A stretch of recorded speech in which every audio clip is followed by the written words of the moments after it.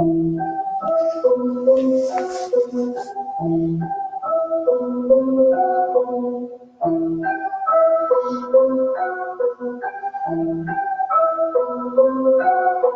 did it! I knew we could. Yeah. Thank God we did it! And save the hood. Yeah, for real. What? Yeah, for real. What?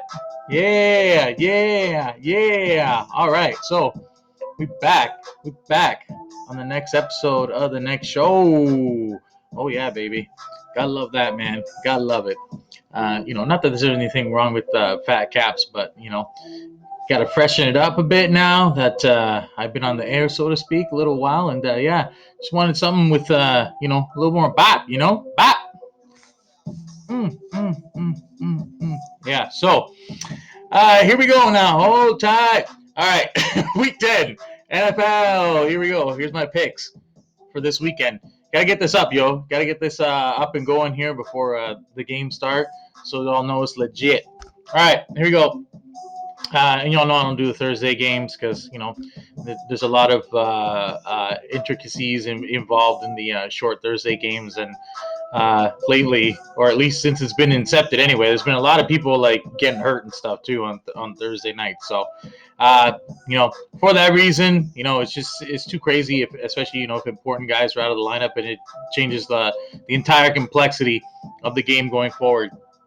Now, week 10, here we go, man. Let's get it rolling. All right, Eagles at Giants. Okay, so anytime a couple of NFC East teams play, it's usually a battle of who is the least inept team. Okay, so excuse me.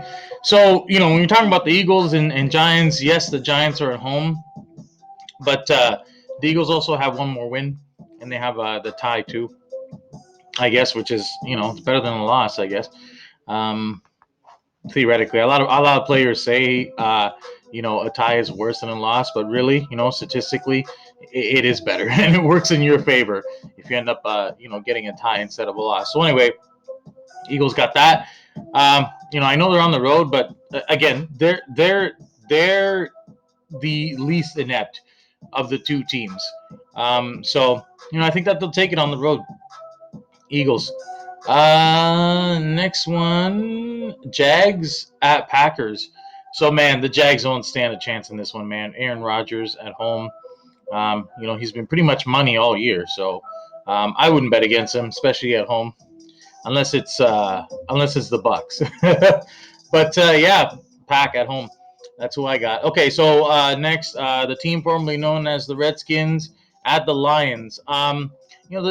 The Lions, man, they're such a tricky team because one week they look like hot garbage, and then the next week they got a stunning like 1 point win against somebody in the last 2 minutes of the game. So they're kind of tough to get like a read on. They're 3-5.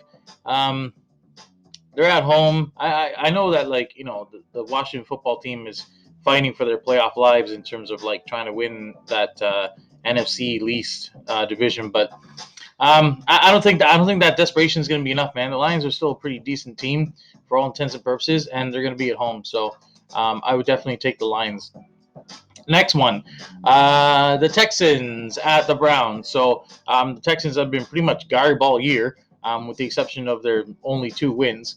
The Browns, Baker Mayfield, I think he's like starting to come around. Odell Beckham's not there anymore, so he's focusing on other targets a little bit more.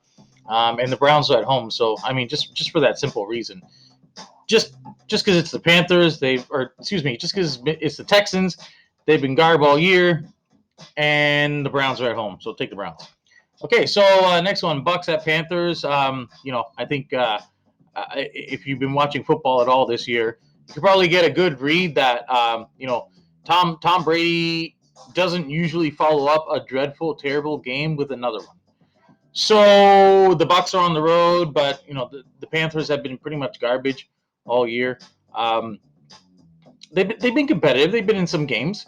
They have 3 wins, yes, but not enough there. McCaffrey out again with a shoulder problem now. He just came back from a high ankle sprain, and now he's out again. So yeah, man, for all those reasons, I don't expect much out of the Panthers, even though they're at home. But home field doesn't means nothing if there's hardly any fans in the stands, man. It's almost like, okay, fans are there, but when there's a smaller portion of fans, players will tell you, like, yeah, it feels like you're pretty much playing in an empty stadium compared to, like, a place that's like sold out for football with stark raving mad fans. So yeah, man, Bucks. Just it's gonna be like, it's not even gonna be like a road game, man. That's the thing. Like, when good teams go on the road and play, like, man, they're probably gonna win nowadays, man, because they don't have to worry about, like, the crowds. They can go through, like, the quarterbacks can go through their progressions, read everybody. Everything's nice and quiet. Yeah, man. And Brady's the GOAT at that. So, among other things, at being a quarterback. So yeah, man, Brady. All right, next one, Chargers at Dolphins. Now, this is going to be a great matchup. Like, I don't know how many freaking times the Chargers have been robbed in games. I got robbed last week. I took the Chargers. I thought they scored with 1 second left in the game, and they called it back. Just whack, man. Just whack. And that cost me, one of the picks. And, had I put real money down on it, completely whole different story. But yeah, man, I was just whack. But yeah, man, you got here Justin Herbert and Tua. If Tua Tagovailoa continues to play well, he's going to put himself in the running for Rookie of the Year. And Justin Herbert's already in that conversation. So it's going to be a great matchup. I think this matchup could potentially determine who ends up with Rookie of the Year. Whoever comes out with the win, they're certainly going to be motivated and driven to succeed and help their team get into the playoffs. Although Justin Herbert doesn't look like it's going to happen because they're 2-6, but man, they could easily be like 4-4 right now, easily, or 5-3. So take it how you want to take it. But the Dolphins, Tua, man, he just seems to be inspiring that team, and this was a tough one to call because I got both those guys rookie cards. So I guess since more hype is on Tua and they're at home and the Dolphins got a great defense, I'm gonna take the Dolphins at home, man. Yeah, I think Tua can pull it off. Next matchup, Broncos at the Raiders. Broncos are on the road. They don't have that high altitude advantage of playing in Mile High.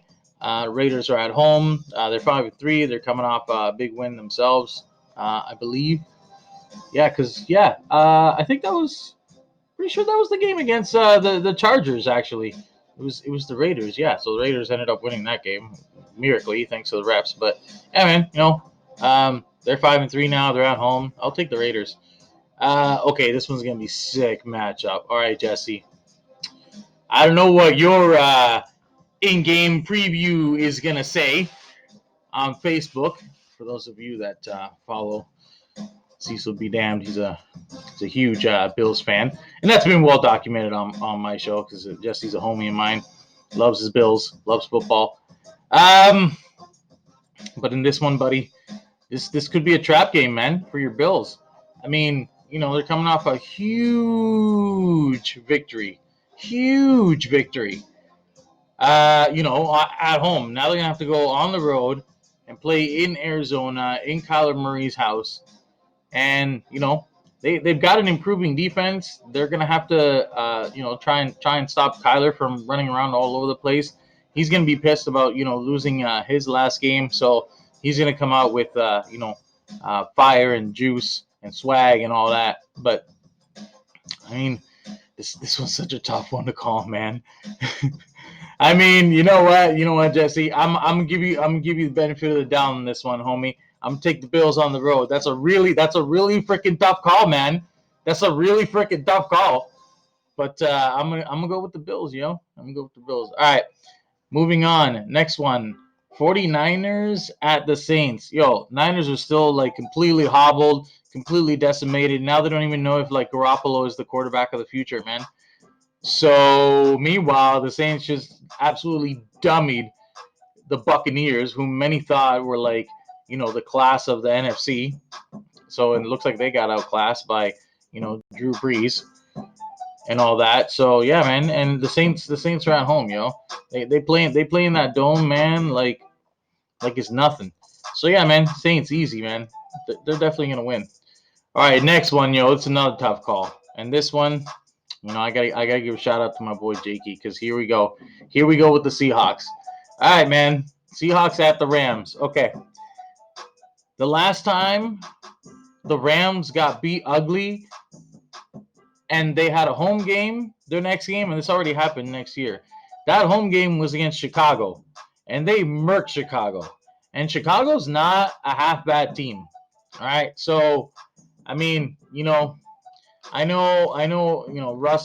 doesn't follow up a 2-3-4 turnover game with another 2-3-4 turnover game. So I think Russ and everybody else on offense I think they're gonna do well, man. Like historically, they've been good on the road, and I don't know if the Rams have enough to compete with the Seahawks. Now, I heard that their running back is banged up, so that could play a big factor, like in how they go about their run game. They're gonna start the one kid, the rookie. His name escapes me right now, but yeah, I got his rookie card too. Anyways, yeah, something. I don't know if it's Kenyon Drake or Drake Dallas Drake or something like that. Drake Dallas. His name escapes me right now, but yeah, man. I mean, he could be. He has the potential to be a pretty good running back, but I don't know, man. This this was such a tough one to call. Yo, Jakey, man, I don't wanna go against your Seahawks, bro. But the fact is they're on the road, man, and they kind of slipped up. And the Rams love playing in that new multi-million-dollar SoFi stadium, man. So I'm leaning towards the Rams, man. I really am leaning towards the Rams. However, I'm also thinking that Russ and the offense are gonna have a nice bounce back game on the road. So I'm gonna take the Seahawks. The Seahawks really they haven't really disappointed me too far this year. They've been pretty much money all year, and Russ always follows a shite game with a really good game. So yeah, man, I'll take the Seahawks on the road, man. Yeah, final answer. All right, next one. Do we need to mention this, man? This one's like one of those gimmies, man. This is an automatic gimme, and that is because it is the Bengals at the Steelers. The Steelers are 8-0. They're at home, and the Bengals are the Bengals. They're guard. Now, Joe Burrow's been killing it, man. Killing it. And I don't know what they have him tabbed as, but he looks like franchise quarterback material to me, man. So Joe Burrow, man, keep doing your thing, dog. Hopefully the Bengals get you some actual receivers and offensive line, so you can just do your thing and dominate on offense like you're supposed to, like you did in college. But man, Joe Burrow's been putting on a show. But you know who else been putting on a show? Chase Claypool and Ben Roethlisberger and you. So I expect all those guys to show up at home, man, and take care of business. And honestly, Ben Roethlisberger, I guess he's nursing both knees. I wouldn't be surprised, man, if like they're just murking it after by halftime, and then second half of the third quarter, they just pull the guy. They're like, all right, Big Ben, have a seat, bud. This one's a foregone conclusion. We're done here. So yeah, man, Steelers at home, money. Okay, next one, yo. This one's gonna be awesome, yo. The Ravens at the Patriots. The Pats. The Pats are at home, but guess what? They barely escaped with a win against my New York Football Jets. We fucking had them, fuck sakes. And then Joe Flacco had to be a fucking retard and throw that ridiculous interception. There's no need for that, man. What was the game plan? You run it down their throat and you check it down. 1, 2, third down, like on maybe on second or third down, you can throw. Well, what the fuck are you supposed to do on first down, bro? Run it down their throat like you're supposed to, or check it down and you had a guy open. You had the freaking tight end open. Herndon the fourth or whatever his name is. You had him open, man, right down the middle. Short check down, first down. Let's keep the drive booming. Let's keep going on, man. Y'all had him at 27-10, man. Y'all had him. You let him off hook. That was weak, man. Adam Gase, man. Can we just remove him and his entire staff? Like, why? I know. The Jets traditionally have not fired a coach during the season, yada, yada, yada. But, man, this is horrible, man. If you want fans like me around the globe to keep buying merchandise and, nice fancy jerseys and all this, then put the product out on the field that you're supposed to, and don't put a completely inept, retarded coach out there to handle these guys and to try to like tutor them, man. Like, wow, man. Basically, the whole reason Adam Gase got as far as he did was because he was working with amazing quarterbacks the whole time. The whole time he's working with sick quarterbacks, and now he's actually got to do some coaching and do his job. He's got about it. Like, wow, man. Seems like every week I'm doing a goddamn rant about the Jets because of this schmuck. Man, but I digress because we have to move on here on this show since I'm about to run out of film. Okay, last game anyways, yo. Monday Nighter. Vikes at Bears. Bears, yo, they're looking for something, man. They're looking for some kind of spark because they're trending down. They're still trying to figure out what to do with Nick Foles and everything. So, yeah, man, they got to get their act together. They're at home, so hopefully they can come through at home. So, yeah, guys, there you go. That's my picks. That's all I got for you today. Stay tuned for the next episode of the next show. As always, I want to give a shout out to my beautiful wife, Kirsten. If it not for her, the show would not be possible. And congratulations on the new gig, baby! I know we talked about this, in private and whatever, but it's official. It's out on YouTube now. Congrats, baby! Woo! I knew you could do it.